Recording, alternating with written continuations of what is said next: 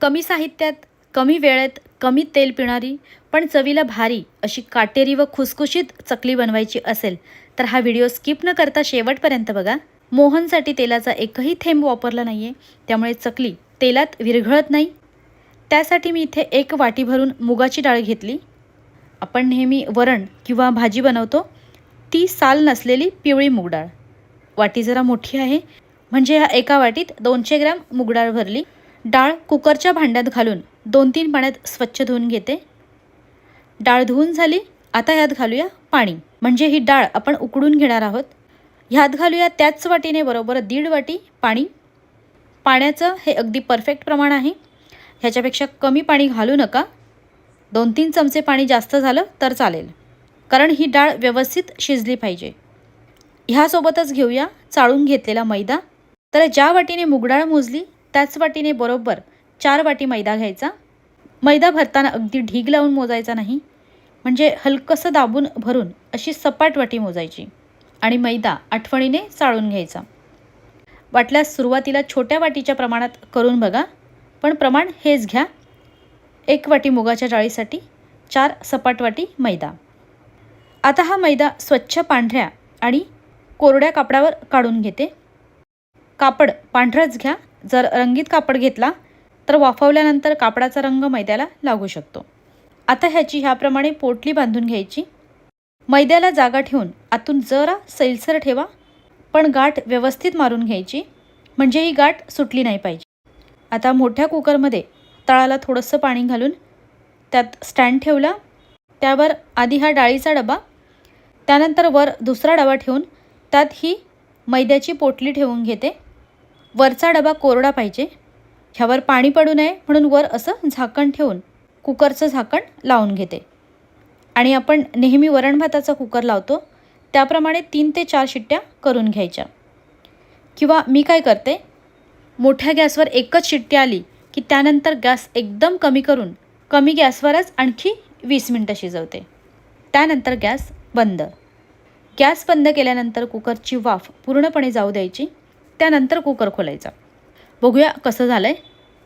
झाकण ठेवल्याने ह्यावर अजिबात पाण्याचे थेंब पडले नाहीत, त्यामुळे पिठावर झाकण आठवणीने ठेवायचं. खूप गरम आहे. वरचा डबा काढून डाळ चेक करूया. तर डाळ अशी गाळ शिजली पाहिजे. पुरणाच्या डाळीप्रमाणे मऊसूत शिजवून घ्यायची. डाळ जर कच्ची राहिली तर चकल्या व्यवस्थित होणार नाहीत. पाण्याचं प्रमाण एकदम परफेक्ट झालं आहे. डाळ गरम राहिली पाहिजे म्हणून त्यावर झाकण ठेवलं आहे.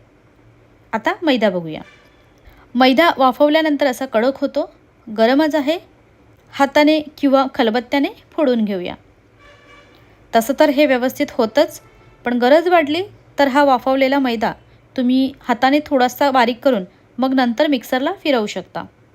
त्यानंतर परातीत पुरणाची चाळण ठेवून त्यावर हा मैदा चाळून घेते, म्हणजे ह्यात कुठेही गुठळी राहणार नाही. आधी आणि वाफवल्यानंतर दोन्ही वेळेस मैदा आठवणीने चाळूनच घ्यायचा. मैदा चाळून झाला. आता त्याच पुरणाच्या चाळणीवर ही शिजलेली गरम गरम मूग डाळ घालून पुरणाप्रमाणेच करून घेते. एखादा ग्लास घेतला तरी चालेल, त्याने डाळ एकसारखी बारीक होते. डाळीत कुठेही गुठळी राहत नाही, त्यामुळे चकल्या व्यवस्थित पडतात. डाळ गरम असतानाच बारीक करायची. वाटलेली डाळ मैद्यात घालून घेते. ह्यात घालूया मसाले. तर इथे मी घेतले 2 चमचे धणे पावडर, पाऊण ते 1 चमचा जिरे पावडर, 2 चमचे पांढरे तीळ. तीळ जास्त आवडत असतील तर अजून 1 चमचा तीळ घातले तरी चालेल. त्यानंतर हा 1 ते 1.5 चमचा ओवा हाताने असं जरा चुरून घालायचा, म्हणजे त्याचा चकली खाताना मस्त सुगंध येतो. 4 चिमूटभर हिंग घालते. आणखी यात घालूया 2 चमचे मिरची पावडर. घालताना 1 चमचा दिसतो, पण मी 2 चमचे तिखट मिरची पावडर घातली. अगदी नाममात्र चिमूटभर हळद घालते, किंवा हळद नाही घातली तरी चालेल. त्यानंतर 2 चमचे किंवा चवीनुसार मीठ घालूया. आता सुरुवातीला पाणी न घालता सर्व साहित्य एकत्र करून घेते. पाणी घालायची घाई अजिबात करायची नाही. आधी बघायचं डाळीच्या ओलाव्यात किती भिजतंय ते, नंतर मग लागेल तसं थोडं थोडं गरम पाणी घालू. ह्यात तिखट मिठाचं प्रमाण तुमच्या आवडीनुसार कमी जास्त ठेवू शकता. 2-3 मिनटं हाताने असं व्यवस्थित मिक्स केलं की आपल्याला पाण्याचा अंदाज बरोबर येतो. आता ह्यात घालूया पाणी. पाणी थंड न घेता गरम करून घेतलं आहे. म्हणजे पाणी अगदी उकळलं नाही, पण कडकडीत गरम करून घ्यायचं. पाणी एकदम न घालता आधी थोडंसं घालून मिक्स करून घेते. थोडंसं मिक्स केल्यानंतर लागेल तसं थोडं थोडं पाणी घालायचं. चकलीचं पीठ खूप सैल मळायचं नाही, जरा घट्टच ठेवायचं. जास्त सैल झालं तर चकलीला नीट काटे येत नाही व चकली मऊ पडते. दोन्ही हाताने भाकरीच्या पिठाप्रमाणे जरा जोर लावत पीठ मळून घेतलं. किती गरम पाणी लागलं ते पुढे सांगतेच. 4-5 मिनटं पीठ व्यवस्थित मळून घेतलं की छान एकजीव होतं. मला इथे साधारण 1 वाटी गरम पाणी लागलं. पण तुमची डाळ जर पातळ झाली असेल तर पाण्याचं प्रमाण त्याप्रमाणे कमी जास्त होऊ शकतं. अजून आपण ह्यात तेलाचा थेंबही घातलेला नाही आहे, तरीसुद्धा पीठ हातालाही चिकटत नाही आणि परतही स्वच्छ आहे. पीठ जास्त सैल व्हायला नको, जरा घट्टच पाहिजे. हे असं इतपत ठेवायचं. अजूनही हे जरा कोमटच आहे, कारण आपण ह्यात गरम पाणी पण घातलं. आता फक्त 10 मिनटं हे झाकून ठेवते. 10 मिनटानंतर बघूया. पीठ पुन्हा मळून घेते. साच्यात बसेल एवढा गोळा घेऊन मिनिटभर असा मळून घ्यायचा. गरज वाटत असेल, पिठाला खूप जास्त क्रॅक्स येत असतील तर पाण्यात हात फक्त बुडवून घेऊ शकता. पण आपलं हे बरोबर झालं आहे. थोडंसं मळल्यानंतर आता हे पीठ चकलीच्या साच्यात भरूया. साच्याला आतल्या बाजूने अगदी थोडासा तेलाचा हात फिरवून घेतला. त्यानंतर हे पीठ यात जरा दाबून भरायचं, म्हणजे चकली व्यवस्थित पडते. हे व्यवस्थित पॅक करून चकल्या पाडून घेऊया. आधी एक चकली पाडून बघायची. न तुटता व्यवस्थित चकली झाली आणि काटेसुद्धा छान आले, म्हणजे पीठ व्यवस्थित भिजले. जर चकली पाडताना मध्ये तुटत असेल तर समजावं पीठ प्रमाणापेक्षा जास्त घट्ट झालं. तसं झालं तर पाण्यात हात बुडवून पीठ अजून थोडंसं मळायचं, त्यानंतर चकल्या पाडायच्या. आपल्याला हवी तेवढी छोटी मोठी चकली करू शकता. चकलीचे वेढे जवळजवळ घ्यायचे, म्हणजे चकली तेलात पसरणार नाही. चकलीची दोन्ही टोकं आठवणीने अशी जरा चिकटवून घ्यायची. सगळ्या चकल्या एकदम न पाडता आधी 2-3 चकल्या पाडून तळून बघायच्या, म्हणजे आपल्याला अंदाज येतो आपली चकली बरोबर झाली की नाही.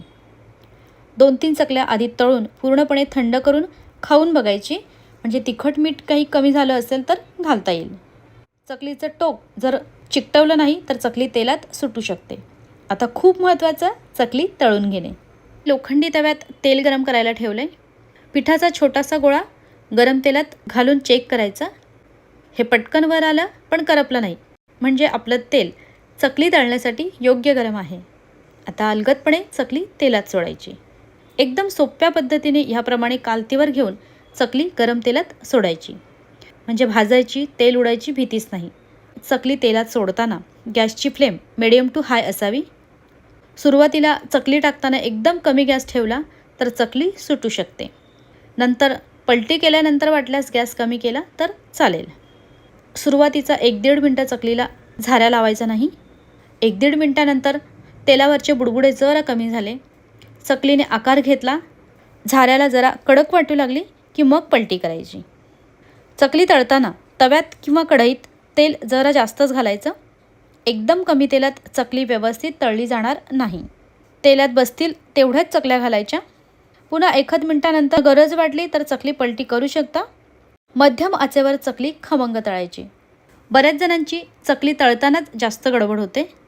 चकली संपूर्णपणे तळली कसं समजायचं, की चकलीवरचे बुडबुडे आधीपेक्षा भरपूर कमी झाले, चकली तळाला जाऊ लागली, थोडीशी फुललेली दिसते की तेलातून काढून अशी कडेवर ठेवून निथळवून घ्यायची.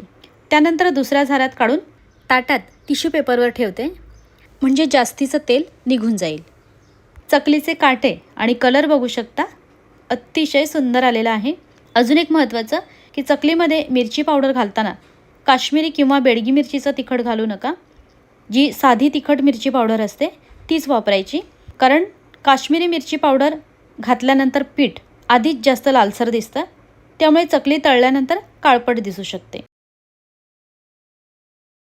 आपण घेतलेल्या साहित्यातून ह्या साईजच्या बरोबर 50 चकल्या तयार झाल्या.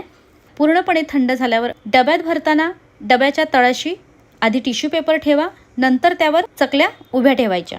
अशीच्या अशी ही एकदम टेस्टी चकली छोट्या वाटीच्या प्रमाणात तरी नक्की बनवून बघा. आवडल्यास लाईक आणि शेअर सुद्धा करा.